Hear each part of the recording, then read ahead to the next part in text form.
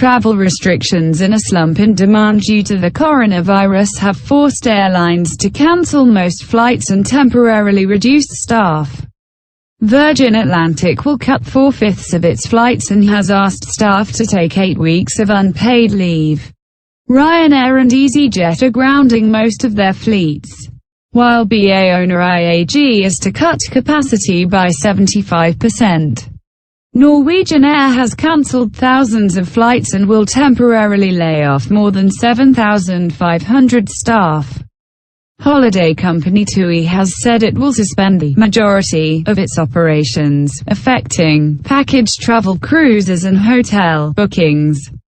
Passenger numbers and bookings have plummeted in recent weeks as countries closed their borders and holidaymakers cancelled trips.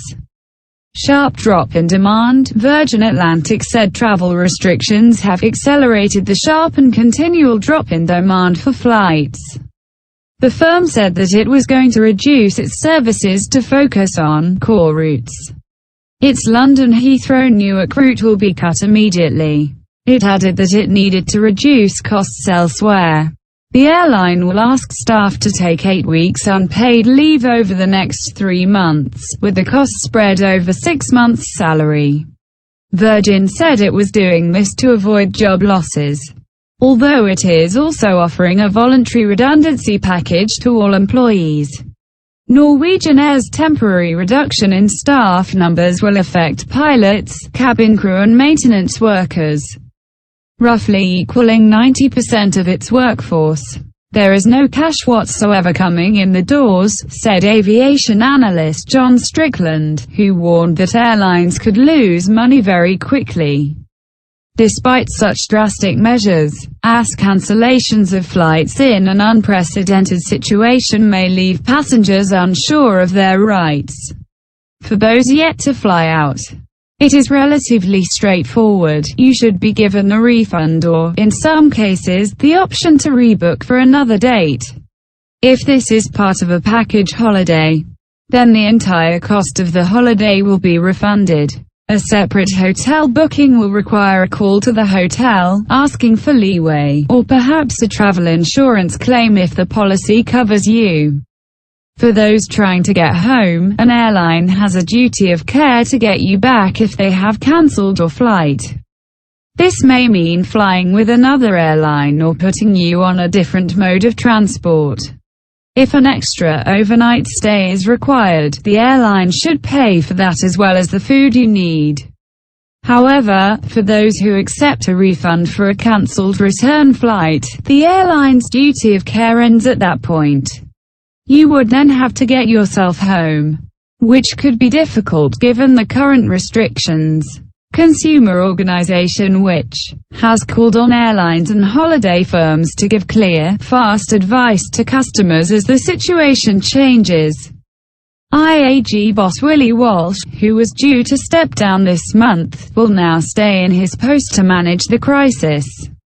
We have seen a substantial decline in bookings across our airlines and global network over the past few weeks and we expect demand to remain weak until well into the summer, he said.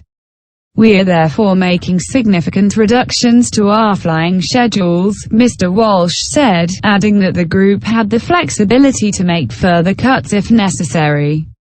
Ryanair boss Michael O'Leary complained that governments had imposed travel restrictions, in many cases with minimal or zero notice. We are organizing rescue flights to repatriate customers, even in those countries where travel bans have been imposed, he said. EasyJet said it had cancelled a further significant number of flights.